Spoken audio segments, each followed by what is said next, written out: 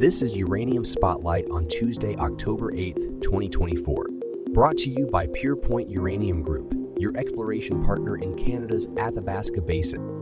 Amidst surging uranium demand, Pure Point's continuous 2024 exploration across their vast portfolio, backed by industry giants, underscores their focus on the next major discovery. And now your host, Chris Frostad. This week on Uranium Spotlight, Kazakhstan's nuclear reactor dilemma, Japan's nuclear revival, and IsoEnergy strengthens their U.S. footprint through the acquisition of Anfield. Uranium market activity picked up in September with 51 spot transactions, primarily for U3O8, totaling 4.9 million pounds of U3O8 equivalent. Nearly all deals called for prompt delivery between 0 and 3 months, and the term market saw increased midterm contracts as well. The spot price began last week at $81.75, rising to $82.50 on Friday, with 8 transactions totaling 700,000 pounds of U3O8. The uranium term market was quieter, though several utilities are awaiting offers for future deliveries. Notably, a U.S. utility seeks up to 1.4 million pounds U3O8 equivalent for 2026 to 2029. And another is looking for delivery of up to 400,000 pounds annually from 2028 to 2032. Meanwhile, a non-U.S. utility is considering offers for enriched uranium product reloads in 2024 and 2025.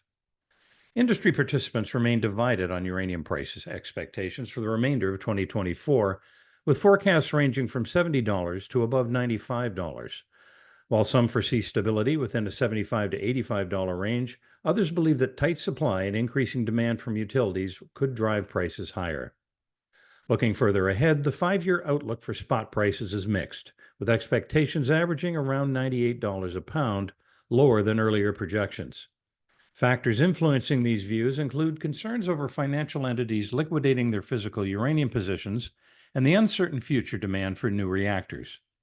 Utilities are also navigating new U.S. policies, particularly around waivers for Russian imports, while investment in the uranium supply chain remains critical as risks from countries like Niger increase.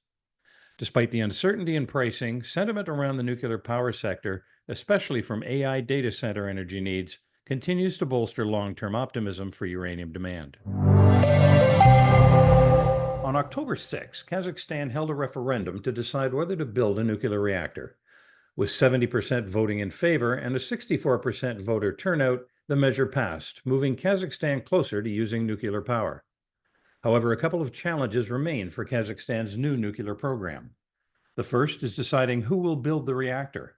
Kazakhstan doesn't currently have the expertise, so it will need help from abroad, which has sparked competition in the geopolitical arena.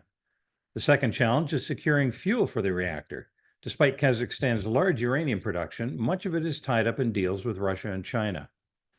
Several international competitors are vying to build Kazakhstan's first reactor.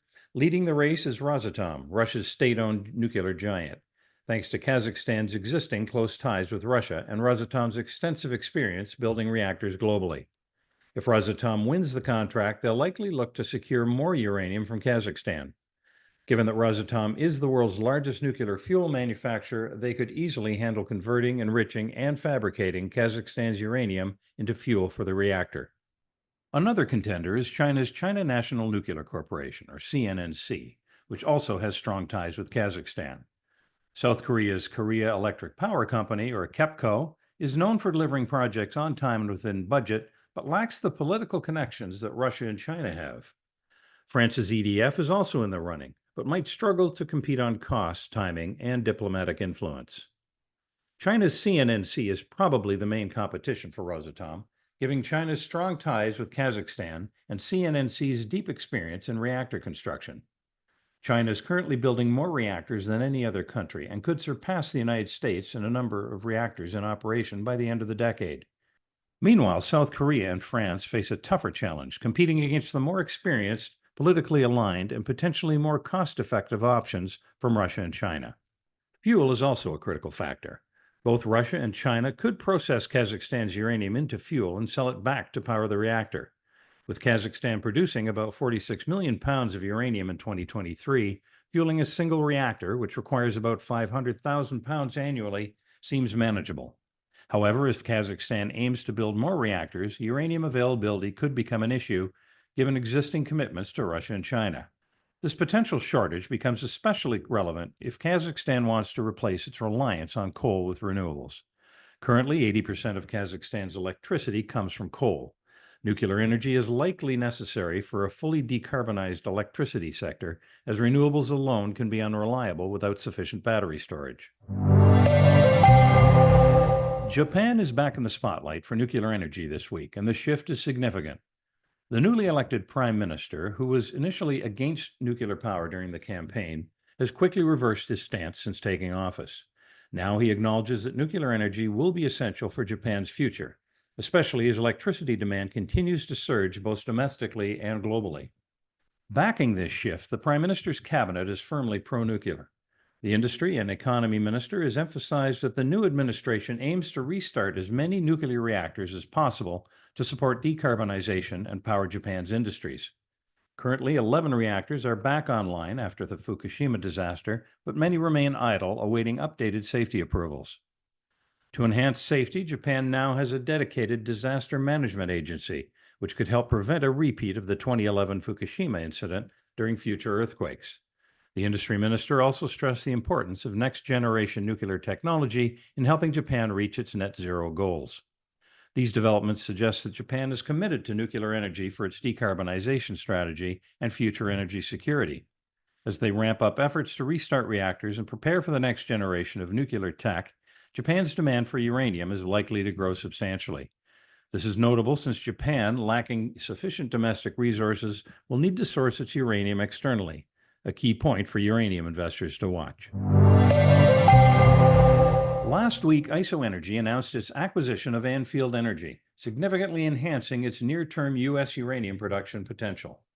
Anfield's assets include 100% ownership of the Shooting Canyon Mill in Utah, one of only 3 licensed conventional uranium mills in the U.S., and a portfolio of uranium and vanadium projects across the western U.S. Under the agreement, Anfield shareholders will receive 0.031 IsoEnergy shares for each Anfield share, implying a 32.1% premium based on recent trading prices. The deal values the transaction at approximately $126.8 million. The acquisition secures the Shooting Canyon Mill, located just 4 miles from IsoEnergy's advanced stage Tony M mine in Utah. Originally constructed to service Tony M, the mill strategically positions IsoEnergy for near-term uranium production by minimizing transportation and processing logistics. IsoEnergy has also submitted an application to increase the mill's throughput and licensed annual production capacity, further boosting potential output. IsoEnergy's Tony M project is prioritized for its readiness for near-term production, while Anfield's Velvet Wood project also contributes to the combined production pipeline. The Shooting Mill is expected to be instrumental in processing material from these projects, particularly Tony M, which represents a significant opportunity for rapid restart. This acquisition makes IsoEnergy one of the leading players in U.S. uranium, combining mineral resources and processing capabilities, along with operational synergies through asset proximity. The combined portfolio, including fully permitted past-producing mines and development projects, is positioned to deliver substantial uranium output in the short and medium term. IsoEnergy CEO Phil Williams emphasized the strategic move, highlighting its ability to bolster IsoEnergy's near-term production and benefit from synergies with Anfield's assets. Anfield CEO Corey Diaz echoed this sentiment, emphasizing the premium value and broad portfolio exposure Anfield shareholders will gain. The transaction, expected to close in Q4 2024, is subject to regulatory approvals and shareholder votes. Both companies' boards and key shareholders have agreed to support the deal.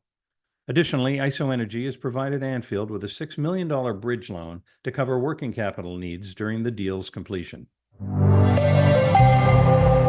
And that wraps up your Uranium Spotlight coverage for this week. For more news and events from the world of uranium, please tune in next week to Uranium Spotlight. You've been listening to Uranium Spotlight, your weekly podcast dedicated to delivering the latest news and events shaping the uranium fuel market and its critical role in the global energy landscape. Brought to you by PurePoint Uranium Group.